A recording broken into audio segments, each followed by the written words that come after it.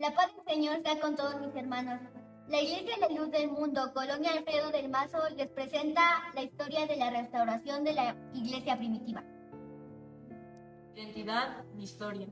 Cristo mandó a sus discípulos a modificar la realidad existente en su época y aún para los que vendrán después. Desde entonces, el mundo ya no fue el mismo. Posteriormente, del envío de los 12 apóstoles de Jesucristo, nació Joaquín García. Antecedentes. Año 0. Nacimiento de Jesucristo. Año 30, Jesucristo inicia su ministerio.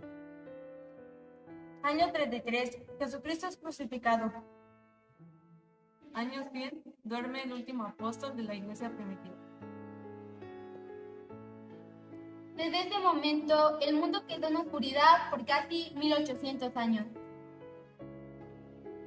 Después de este periodo del oscurantismo, una gran esperanza volvió al mundo en México en el año 1896. 14 de agosto de 1896, nace en Colotlán, Jalisco, un niño llamado Eusebio Joaquín, lleno de promesas, hijo de don Santiago Joaquín y doña Margarita González. Su nombre significa tomado por sus virtudes. Familia Joaquín se trasladó a Tlaltenango, Zacatecas, donde pasó su niñez y educación. Se destacó y le otorgaron una beca para estudiar en la Normal de Zacatecas. Al término de sus estudios, regresa a Tlaltenango para dar clases en la escuela primaria Juan Pablo González en los años de 1912 a 1914. En 1914 se da de alta en el ejército villista. Por su carácter de hombre ilustrado, le asignan trabajos de oficina. 1918, contrajo matrimonio con la señorita Elisa Flores. Tiempo después, lo trasladan a Ciudad Juárez, Chihuahua, como celador del resguardo aduanal. En 1925, su esposa Elisa Flores conoce a la señora Rosa Murillo, donde hablan temas religiosos y le invita a su templo. La impresión sobre estas pláticas para el adulto oficial fue muy positiva, pues pensó que en el mundano ambiente militar esas pláticas podían influir positivamente sobre su esposa, razón por la cual le permitió asistir y le comentó: algún día te acompañaré. Ante la nula posibilidad de que él asistiera al templo, los hermanos decidieron visitarles en la propia guarnición donde vivían. Así conoció a los hermanos Silas, Barnabás, Rosa Murillo y otros más. Pocas fueron las visitas que los hermanos hicieron al militar y su esposa, pues alguien enteró al capitán Rangel, quien suezmente y con aguda ironía corrió pública y vergonzosamente al pequeño grupo. Un domingo, el joven Eusebio se dispuso a asistir al templo. Los rumores sobre el oficial eran más evidentes, pues su forma de hablar, su conducta eran motivo de comentarios sarcásticos. Muy pronto sus superiores encontraron una forma de presionar a este agraviado militar, mandándolo a fusilar a un reo en la madrugada siguiente. Se encontraba en un dilema, pues la Biblia estaba el mandamiento de Dios: no matarás. El joven decidió desobedecer, escondiéndose en un área de grandes matorrales.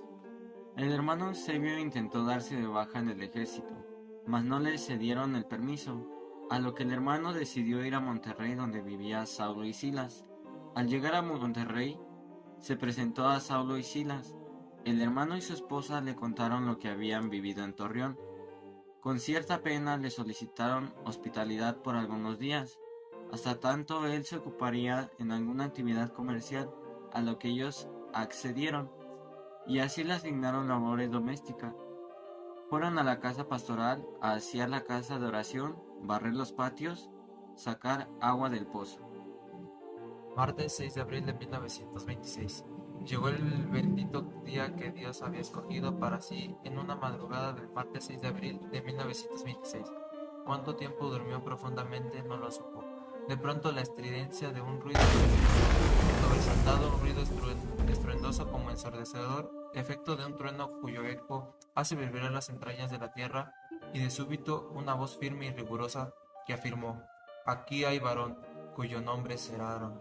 Estremecido por el potente estallido, se incorporó atemorecido y con desesperación. Preguntó a su esposa si había escuchado la voz, a lo que ella lo negó rotundamente. La del hermano Eusebio se quedó pensando en qué podría haber sido aquella voz. Repentinamente el humilde aposento se iluminó, una extraordinaria luz lo inundó todo, y el modesto adobe Repentinamente el cuarto de adobe se iluminó y una luz esplendorosa iluminó la humilde pared de adobe, donde apareció una visión, donde había una enorme mano que lo señalaba directamente con su dedo índice para que el siervo de Dios no tuviera duda, y nuevamente ese timbre de voz, ya conocido, que enfática y enérgicamente dijo: tu nombre será Aarón. Después de aquella visión, cerró sus ojos para tratar de comprender la visión y las emociones que había en su conciencia. Y cuando nuevamente abrió sus ojos, el techo humilde de teja del sencillo aposento presentaba un orificio que poco a poco se iba abriendo, más y más, hasta convertirse en una abertura de extensión tal que podía contemplar en toda su dimensión la bóveda celeste. Ante este inexplicable espectáculo, todos los cuerpos celestes se movían y con brillos muy refulgentes le pensaban a juntarse a hacer bloques que parecían signos que se convertían en letras que se juntaban en palabras que finalmente formaron una frase monumental del escenario excepcional que decía: tu nombre será Aarón, lo haré notorio por todo el mundo y será de bendición. Abril 1926. El apóstol Aarón recibe una orden de Dios, en donde tiene que salir de su hogar con una voz magnánima que decía: el jueves próximo quiero que salgas. Este mandato se repetía una y otra vez. Seguidamente se lo comunicó a su esposa, diciéndole: hija, Dios indica que salgamos de este lugar. No sé a dónde ni con quién, pero quiere que salgamos el próximo jueves. El día jueves llegó y aquel matrimonio salió acompañado por 8 personas.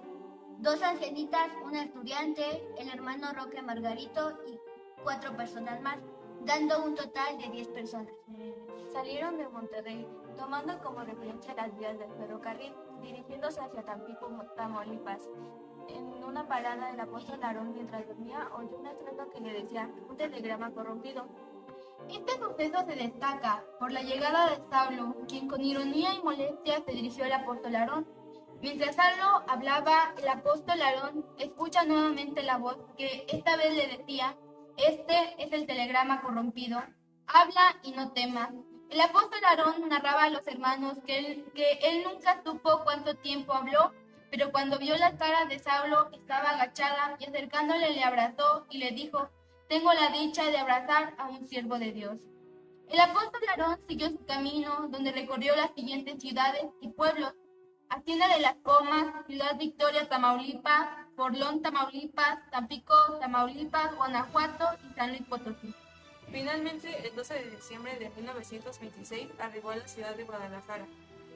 El siervo de Dios buscó en los alrededores del pueblo un lugar para pasar la noche. Encontró una vieja casa abandonada. Se acomodaron en el portal de la casa, desafiaron el frío, la humedad de la noche.